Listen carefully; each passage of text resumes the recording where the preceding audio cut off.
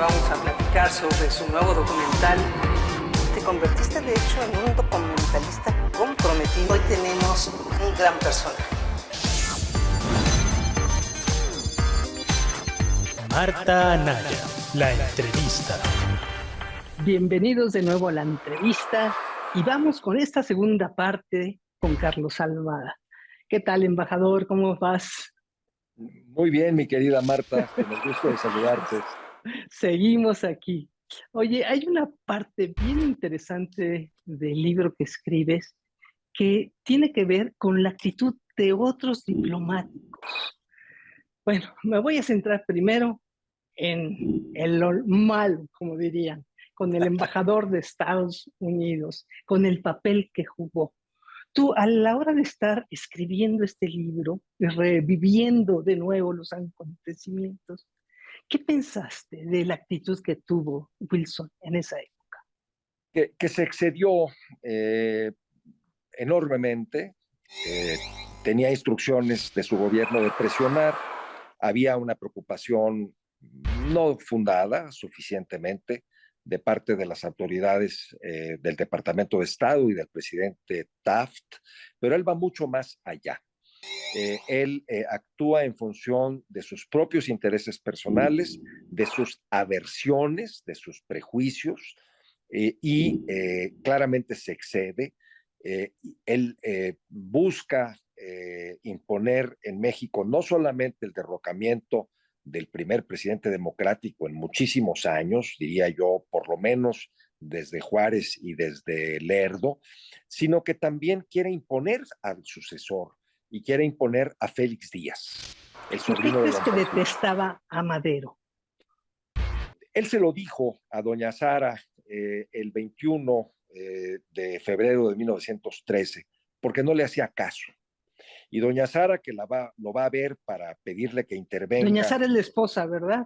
Doña Sara Pérez de Madero, la esposa del presidente, tiene una entrevista que narro, una entrevista fantástica. Es una señora muy vigorosa, muy inteligente, de rápidas respuestas.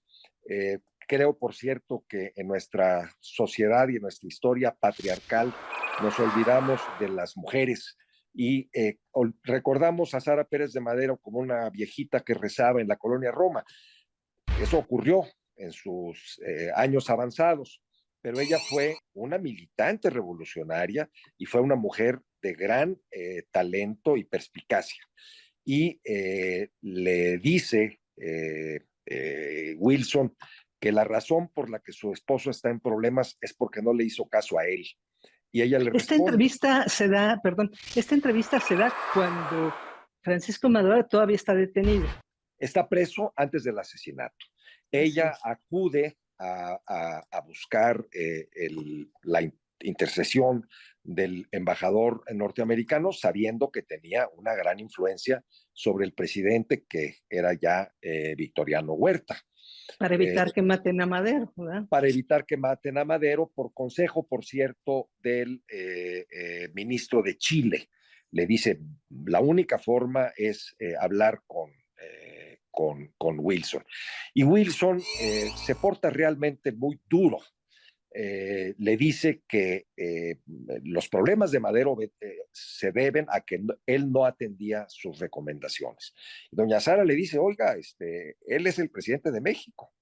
Dice, es un hombre de extrañas costumbres. Y le dice, no, mi esposo es un hombre de altos ideales. Órale, ¿qué Órale. tal? ¿Qué tal la señora, ¿Qué tal la señora? No, mis respetos. ¿Y qué pasa después? O sea, la relación de Wilson y sus fuerzas, la manera en que él actúa en toda esta etapa, en la escena trágica, ¿realmente viene a ser el principal factor de la caída de Madero o tiene que ver con muchas otras razones? Yo creo que hay una coalición de fuerzas internacionales y nacionales que buscan derrocar a Madero. Principalmente dentro de los diplomáticos, principalmente Wilson, el ministro de Alemania, von Hinze, que complota para que Huerta sea presidente y en esto le gana la partida a Wilson. Son aliados tácticos, no estratégicos, un tanto el ministro inglés, y en el frente interno una gran hostilidad de algunos de los diarios principales, particularmente el Imparcial, una hostilidad muy, muy grande, algunos sectores del ejército y, por supuesto, grupos porfiristas que querían la restauración. Entonces hay una coalición nacional e internacional muy impaciente que acusan a Madero de estar generando caos en el país. Quieren obligarlo a dimitir después de 15 meses de gobierno solamente, pero ese caos en realidad es el que ellos mismos generan durante la decena trágica. Fueron actos de terrorismo, Marta, terribles.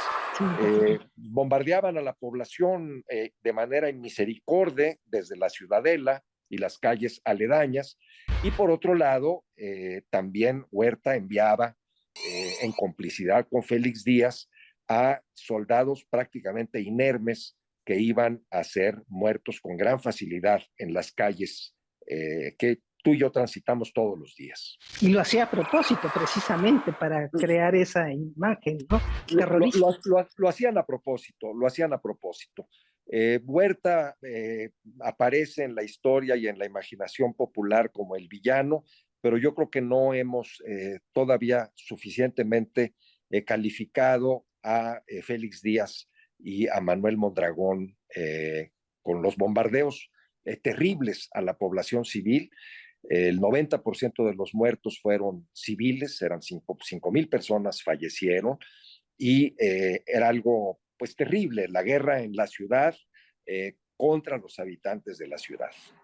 O sea, Félix Díaz tuvo un papel todavía peor, dirías tú.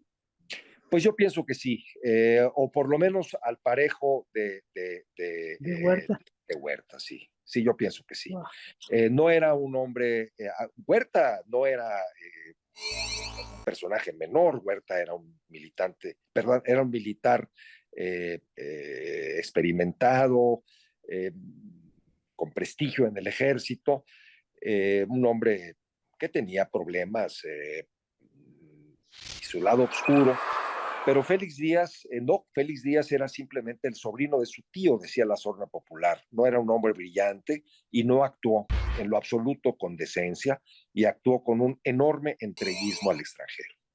Mucha traición, porque estuvo ahora sí que en plena conjura con Huerta, ¿no? Durante esos días, a escondidas, ¿no? Y con Wilson, con el embajador de Estados Unidos. Hay conjeturas sobre cuándo se da el inicio de la complicidad entre Huerta y Félix Díaz. Yo creo que se va dando poco a poco en el curso de los acontecimientos después del 8 de febrero, pero lo que es incuestionable es que terminan siendo cómplices, por eso firman el llamado pacto de la embajada, y es incuestionable que también eran rivales. Porque si bien Félix Díaz acepta, por insistencia ya del embajador Wilson, que Huerta tome la presidencia, también insisten en que sea una presidencia muy breve, que se convoque elecciones, y entonces el candidato sería Félix Díaz, lo cual no ocurre. Ellos entran en conflicto inmediatamente después, y Félix Díaz, ya sabemos, nunca fue presidente. Pero ese había sido el origen del famoso pacto de la embajada, ¿no? ¿Quién se quedaba y cómo, verdad?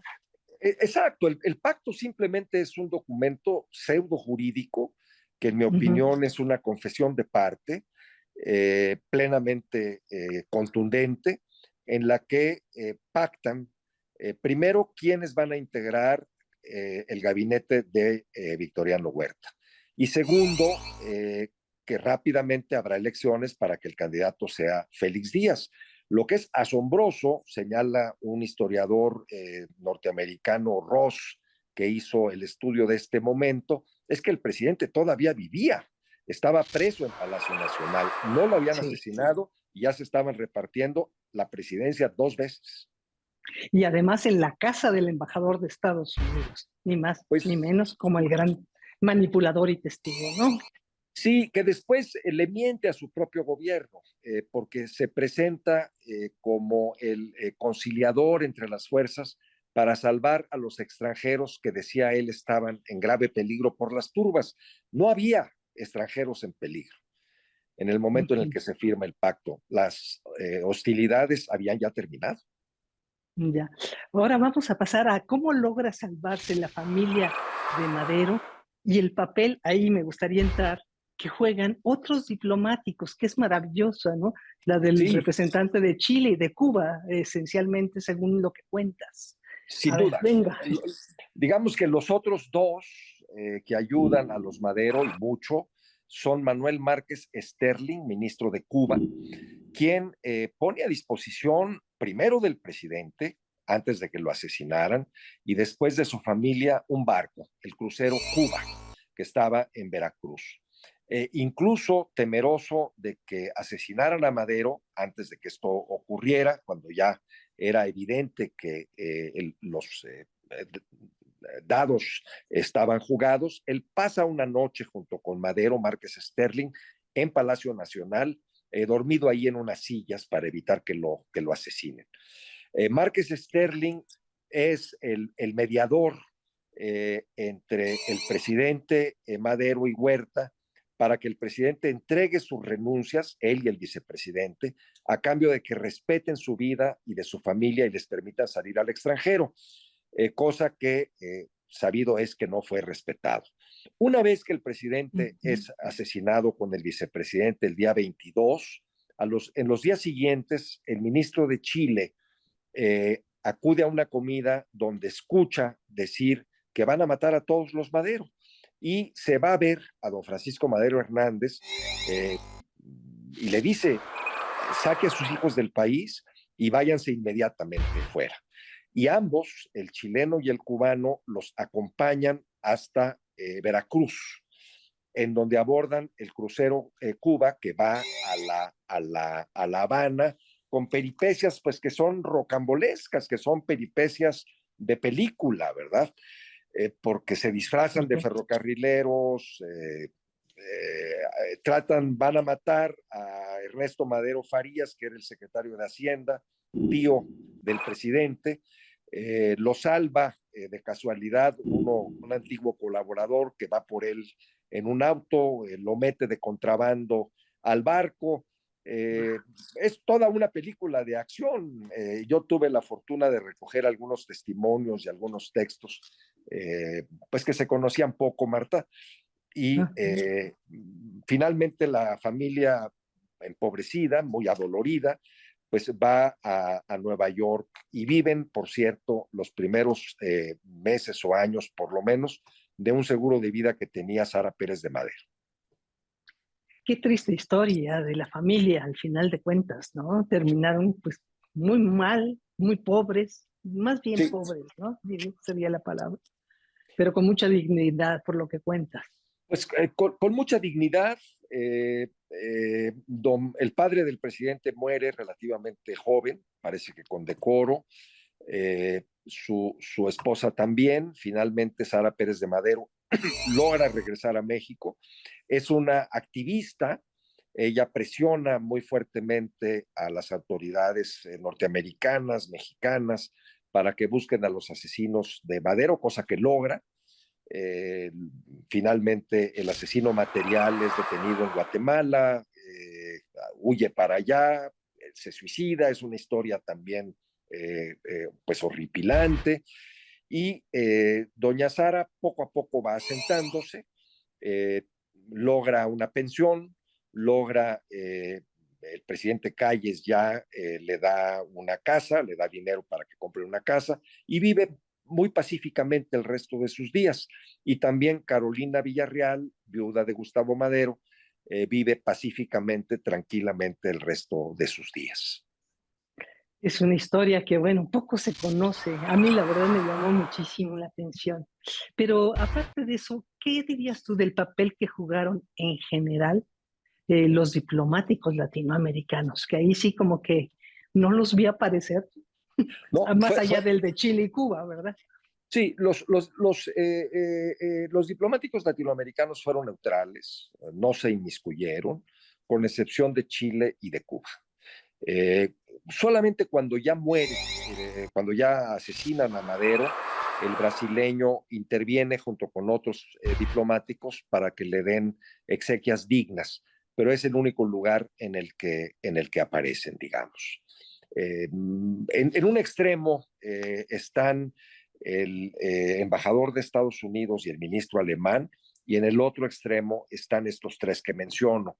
Márquez Sterling, del que se sabe mucho, Horiguchi, del que ahora sabemos más, y Evia Riquelme, que era un gran personaje, muy acucioso en sus informes, se sabe todavía muy poco de él. Vaya, ¿y qué dirías tú de el reconocimiento que se tiene hoy en día de Japón? ¿Se le da el valor que debería o no? Yo creo que sí, yo creo que ahora sí. Eh, la historia de la relación bilateral México-Japón tiene varios acontecimientos similares, desde 1609 hasta pues recientemente. Eh, es cierto que nosotros habíamos omitido recordar a Horiguchi de 1935 hacia acá, pero en el 33 él recibió el Águila Azteca en Tokio. Eh, Creo que fue uno de los primeros extranjeros en recibir este Distinción. Ujú. reconocimiento, esta distinción. Vino a México, como dije ya, publicó el Universal su diario íntegramente, vino a México en el año de 35, fue muy bien recibido, muy bien tratado, y después pues simplemente se perdió por las razones que ya mencioné, se perdió un poco la memoria, pero creo que estamos en muy buen momento, Marta, de recordarlo. Hay que tener en cuenta que en Japón la gratitud es una virtud central. Yo creo incluso que es la argamasa que sostiene a esa sociedad. Los japoneses se asumen a ellos mismos siempre como deudores, no como acreedores. Mm. Deudores frente a la nación, al emperador, a sus padres, a su sensei, su maestro de vida, a, su, a sus amigos, a la empresa en la que trabajan. Ellos son deudores, no son acreedores. Nosotros nos sentimos demasiado acreedores y quizás nos quejamos demasiado de lo que creemos que no nos dan o que nos deben. Cuando cerraste, escribiste la última línea de este libro, de la historia de un samurái en la revolución, ¿qué te quedó? ¿Cuál es tu sensación? El valor de la gratitud, el valor de la gratitud y Horiguchi al final, en el otoño más terrible seguramente de su vida, cuando su país está derrotado, cuando él está enfermo, cuando está moribundo, él recibe lo que dio en México. Recibe respeto, recibe consideración, recibe consuelo, recibe protección cuando la necesitaba urgentemente. Y creo que en eso hay una lección muy importante y muy interesante. Es una especie de elipse que se cierra. En su propia vida dio y recibió. Y creo que eso es lo que los seres humanos debemos entender. ¿Por qué no narras un poquito a qué te refieres con cómo inició su vida y cómo termina? Con mucho Sé que te gusto. refieres a la pobreza, pero para que lo entienda la gente. Cuando él nace, Japón está en medio de una guerra civil en la que su provincia era una de las protagonistas principales. Su ciudad queda totalmente destruida, su padre muere en defensa de su señor feudal.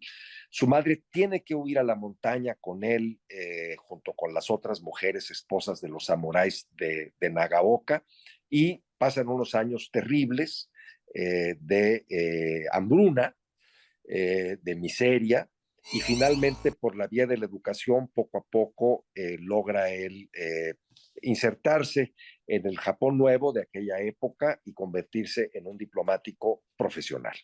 Esto ocurre en el año de 1868.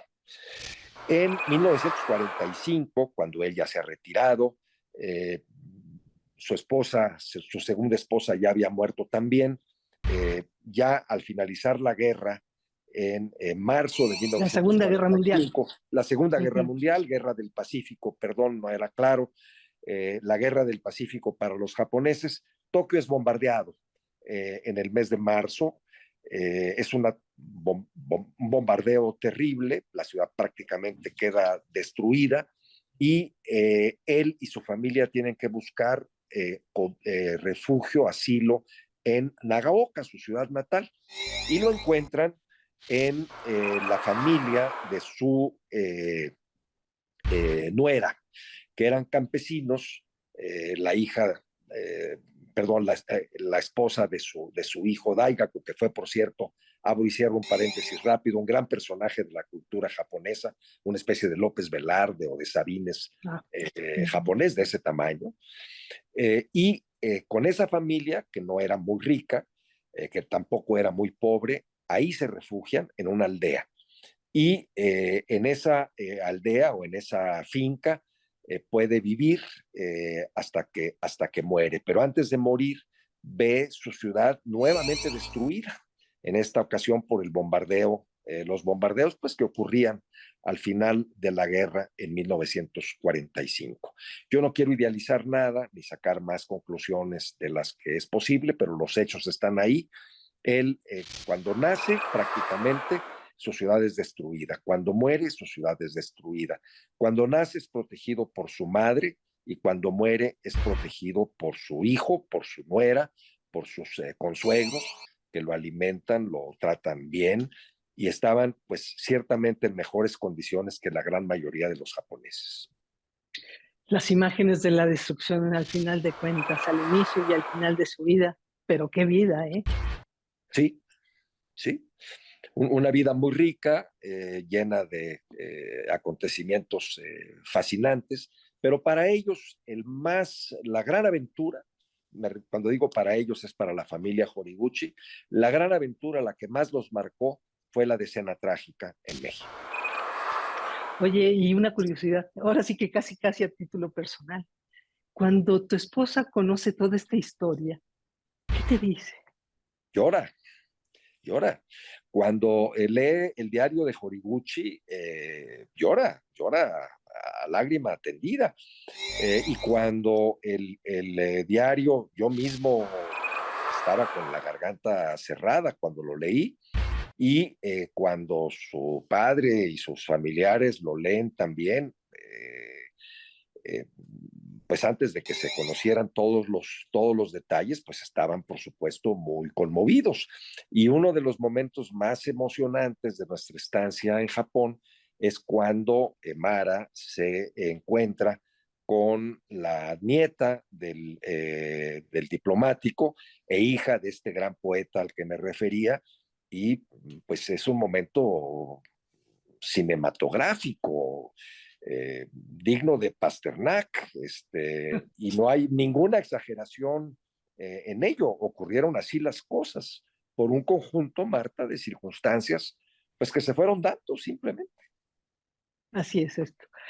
Carlos Almada, qué gusto realmente escucharte y este libro, maravilloso. Felicidades. Muchas gracias, Marta, con mucho respeto y mucho afecto para ti, para tu oficio tan brillantemente desempeñado desde hace muchos años. Tienes un gran nombre de periodista muy bien ganado. Gracias. Gracias, Carlos Almada. Un abrazo. Un abrazo, hasta luego, Marta. Un gran persona. Marta Anaya, la entrevista.